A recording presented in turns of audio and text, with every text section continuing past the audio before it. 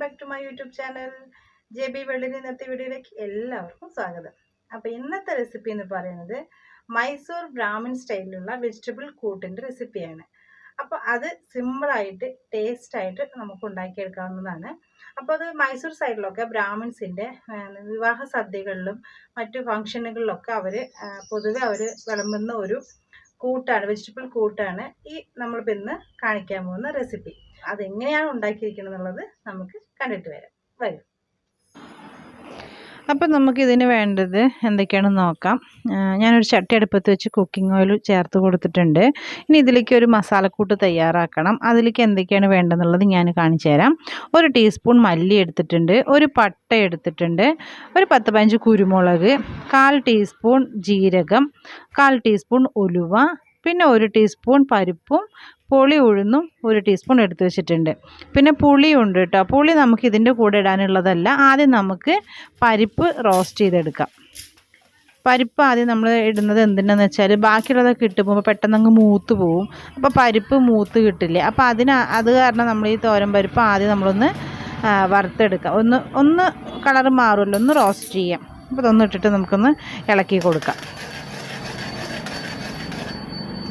എത്രയും മതി. ഇനി നമുക്ക് ബാക്കിയുള്ളതെല്ലാം കൂടെ പുളി ഒഴികെ ബാക്കിയെല്ലാം നമുക്ക് ഇതിലേക്ക് ചേർത്ത് കൊടുക്കാം.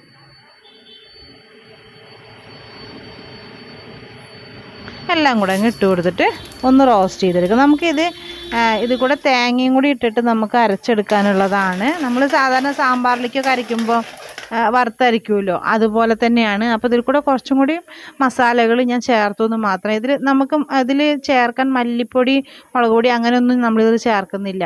കാരണം ഇത് തന്നെയാണ് നമ്മൾ അരച്ച് ചേർക്കുന്നത്. അപ്പോൾ അത് കാരണം നമ്മൾ മഞ്ഞൾപ്പൊടി മാത്രമേ നമ്മൾ ഇട്ട് കൊടുക്കുള്ളൂ. ബാക്കി ഈ മസാലക്കൂട്ട് തന്നെയാണ് അരച്ചെടുക്കുന്നത്. അപ്പോൾ അതിന് വേറെ മസാലകളൊന്നും ഒന്നിൻ്റെ ആവശ്യമില്ല. അപ്പം ഞാനിത് നോക്കി നോക്കൂ, ഒരു തേങ്ങയുടെ 1/4 ഭാഗമാണ് എടുത്തിരിക്കുന്നത് കേട്ടോ.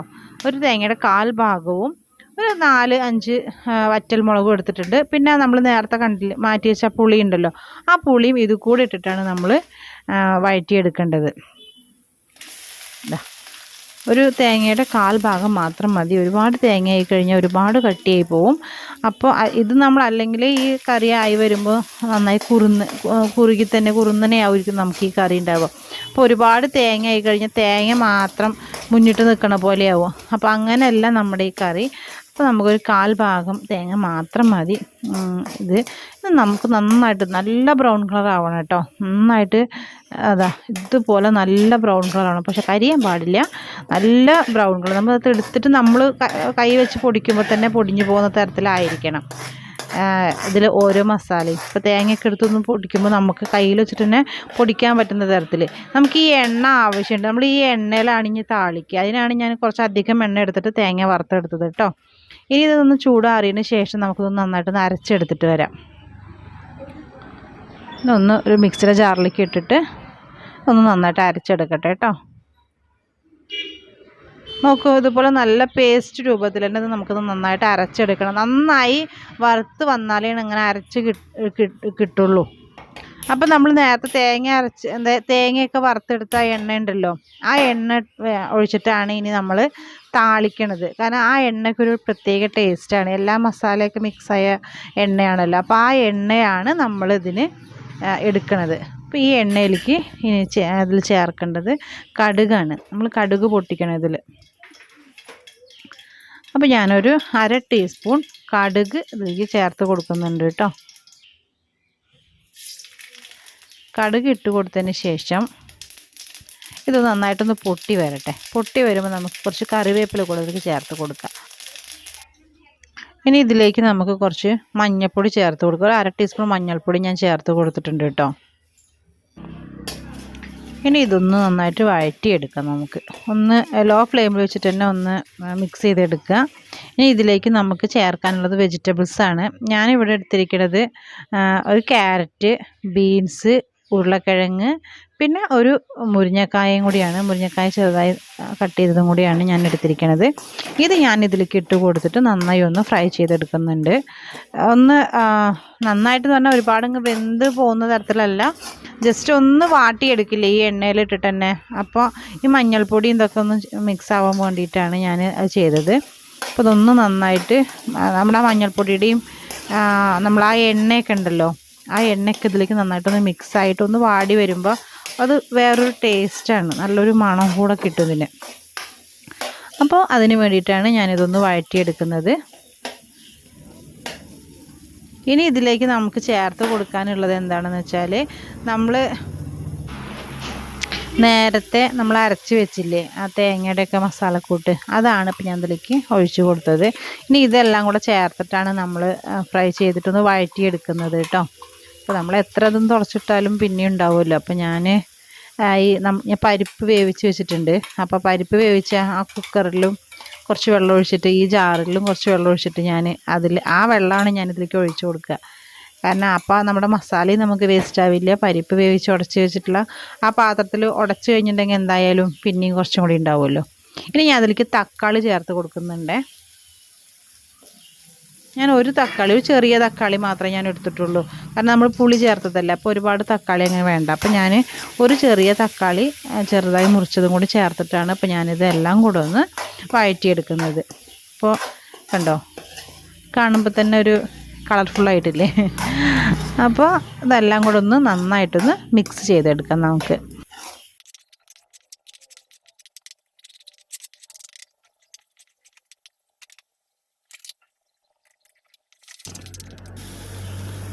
ഇനി ഇതിലേക്ക് നമ്മൾ വേവിച്ച് ഉടച്ച് വെച്ചിട്ടുള്ള പരിപ്പ് കൂടെ ചേർത്ത് കൊടുക്കാം. വേവിച്ചത് നമ്മൾ നന്നായിട്ട് ഉടച്ചെടുക്കണം കേട്ടോ.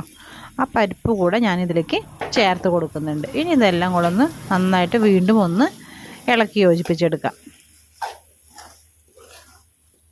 ഇത് ഒരുപാട് വെള്ളമൊഴിച്ച് ഒരുപാട് ലൂസായിട്ടുള്ള കറിയൊന്നുമല്ല കേട്ടോ. അപ്പോൾ ഒരുപാട് വെള്ളമൊന്നും വേണ്ട.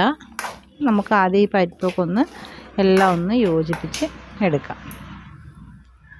ഇനി ഇതിലേക്ക് 1.5 കപ്പ് വെള്ളം കൂടെ നമുക്ക് ഒഴിച്ചു കൊടുക്കാം. ഞാൻ ആ തേങ്ങ അരച്ച ജാറിൽ കുറച്ച് വെള്ളം ഒഴിച്ചിട്ട് പിന്നെ കുക്കറും കൂടെ ഒന്ന് വെള്ളം ഒഴിച്ച് ചുഴറ്റിയെടുത്തു കേട്ടോ. ആ വെള്ളമാണ് ഇപ്പോൾ ഞാൻ അതിലേക്ക് ഒഴിച്ചു കൊടുത്തത്. ഇപ്പം നമ്മൾ കുക്കറിൽ പരിപ്പ് വേവിച്ചിട്ട് കാരണേ അതിലും കുറച്ച് ഉണ്ടാവും. പിന്നെ നമ്മൾ ജാറിൽ അരച്ചെടുക്കുമ്പോൾ അതിലും മസാല കുറച്ച് ഉണ്ടാവുമല്ലോ. അപ്പോൾ അതിൽ കുറച്ച് വെള്ളം ഒഴിച്ചങ്ങ് ചുഴറ്റിയെടുത്തിട്ട് നമുക്കിതിൽ ഒഴിച്ച് കൊടുത്തിട്ടുണ്ടെന്നുണ്ടെങ്കിൽ നമുക്ക് വേറെ വെള്ളം എടുത്ത് ഒഴിക്കേണ്ട ആവശ്യമില്ല, നമുക്കത് തന്നെ മതി. അപ്പോൾ ഇത് നന്നായിട്ടൊന്ന് തിളയ്ക്കണം. നമുക്ക് ഉപ്പ് ഇട്ട് കൊടുത്തിട്ടില്ലേ, നമ്മൾ ഉപ്പ് ചേർത്ത് കൊടുക്കുക. ഇപ്പോഴാണ് നമ്മൾ ഉപ്പ് ചേർത്ത് കൊടുക്കുന്നത്. അപ്പോൾ അതിലേക്ക് ഞാൻ ഒരു ടീസ്പൂൺ ഉപ്പാണ് ചേർത്ത് കൊടുക്കുന്നത്. ഉപ്പൊക്കെ ഓരോരുത്തരുടെ ടേസ്റ്റിനനുസരിച്ചിട്ട് വേണം കേട്ടോ ഇട്ട് കൊടുക്കാൻ. അപ്പം ഞാനിവിടെ ഇത്രയാണ് ഇട്ട് കൊടുത്തത്. ഇനി ഇതെല്ലാം കൂടെ ചേർത്ത് ഒന്നും കൂടി ഒന്ന് യോജിപ്പിച്ചെടുക്കാം. നമ്മൾ ഉപ്പൊക്കെ ചേർത്തതല്ലേ, അപ്പോൾ ഒന്ന് നന്നായിട്ട് ഇളക്കി എടുക്കാം. പിന്നെ ടേസ്റ്റൊക്കെ ഒന്ന് നോക്കണം, ഉപ്പൊന്ന് നോക്കണം, ഉപ്പ് കൂടുതലുണ്ടോ കുറവുണ്ടോ എന്നൊക്കെ ഒന്ന് നോക്കണം. എപ്പോഴും ആദ്യം കുറച്ച് ഉപ്പ് ഇട്ട് കൊടുക്കുക. ഉപ്പ് കൂടിക്കഴിഞ്ഞാൽ നമ്മളെന്താ ചെയ്യുക, അപ്പോൾ ഉപ്പ് കുറച്ചിട്ടാണെന്നുണ്ടെങ്കിൽ നമുക്ക് വേണമെന്നുണ്ടെങ്കിൽ പിന്നീട് ഇട്ട് കൊടുക്കുകയും ചെയ്യാം. അപ്പോൾ ഇപ്പോൾ ഞാനതൊന്ന് നോക്കട്ടെ, ഉപ്പൊക്കെ ഉണ്ട്, ഉപ്പ് കറക്റ്റാണ്. അപ്പോൾ ഞാൻ ഈ സമയത്ത് ഇനി ഒന്ന് തിളയ്ക്കണം. അതൊന്ന് തിളച്ചിട്ട് നമുക്ക് അടുത്തത് നമുക്ക് എന്താണെന്നുള്ളത് നോക്കാം. ഇപ്പോൾ നോക്കൂ, ഞാൻ തിള വന്നു. ഇപ്പോൾ ഞാനൊരു ചെറിയൊരു കഷ്ണം ശർക്കരയാണ് ഇട്ട് കൊടുക്കുന്നത് കേട്ടോ. തിളച്ചതിന് ശേഷം മാത്രമേ ശർക്കര ഇട്ട് കൊടുക്കാൻ പറ്റുള്ളൂ. അപ്പോൾ ഞാൻ തിളച്ചതിന് ശേഷം ഒരു അച്ച ശർക്കര ഇട്ട് കൊടുത്ത് ഒന്ന് മൂടി വെച്ച് 2 മിനിറ്റ് കഴിഞ്ഞ് വീണ്ടും ഒന്ന് ഇളക്കി കൊടുക്കുന്നുണ്ട്. ഈ ശർക്കര ഇട്ട് കൊടുക്കുന്നത് ടേസ്റ്റ് ഒന്ന് ബാലൻസ് ചെയ്യുന്നതിനായിട്ടാണ് കേട്ടോ. ഒരു ചെറിയൊരു കഷ്ണം നമ്മൾ ശർക്കര ഇട്ട് കൊടുക്കുന്നത്. ഒന്ന് വെന്തോ നോക്കാം. വെന്തിട്ടുണ്ട്. ഞാനൊരു ഉരുളൻകിഴങ്ങൊന്ന് നോക്കിയതാണ്, അപ്പോൾ ഒന്നും കൂടി വേവാനുണ്ട്. അപ്പോൾ ഒരുപാടങ്ങ് വെന്തുടയൊന്നും വേണ്ട, ഒന്നും കൂടി ആവണം, അത്രയേ ഉള്ളൂ. അത് ഒന്നും തിളച്ച് സെറ്റാവട്ടെ. അപ്പോൾ നമുക്ക് സ്റ്റവ് ഓഫ് ചെയ്യുന്നതിന് തൊട്ട് മുമ്പായിട്ട് കുറച്ച് മല്ലിയില കൂടെ തൂവി കൊടുക്കാം. നന്നായി വെന്തു. നമ്മുടെ കറി ഇങ്ങനെ തന്നെയാണ് കേട്ടോ, നല്ല കട്ടിയിലാണ് നമ്മുടെ കറി ഉണ്ടാവുക. അപ്പോൾ ഇനി നമുക്കിതൊരു ബൗളിലേക്ക് മാറ്റാം. നോക്കൂ, ഇവിടെ അടിപൊളിയായിട്ട് നമ്മുടെ കറി ഇവിടെ റെഡി ആയിട്ടുണ്ട്. ഇത് കറിയെന്നോ കുറുമാന്നോ ഗ്രേവിയെന്നോ എങ്ങനെ വേണമെങ്കിൽ പറയാം. നല്ല സൂപ്പർ ടേസ്റ്റാണ്. നിങ്ങളൊന്ന് ട്രൈ ചെയ്ത് നോക്ക്, നിങ്ങൾക്ക് തീർച്ചയായിട്ടും ഇഷ്ടപ്പെടും. നല്ല അടിപൊളി കറിയാണിത്. അപ്പോൾ വീഡിയോ ഇഷ്ടമായാൽ ലൈക്ക് ചെയ്യുക, ഷെയർ ചെയ്യുക, കമൻറ്റ് ചെയ്യുക. സബ്സ്ക്രൈബ് ചെയ്യാതുണ്ടെങ്കിൽ സബ്സ്ക്രൈബ് ചെയ്യുക. കൂടാതെ അടുത്തുള്ള ബെൽ ഐക്കൺ ആൾ കൂടെ പ്രസ് ചെയ്തേക്കൂ. Thank you.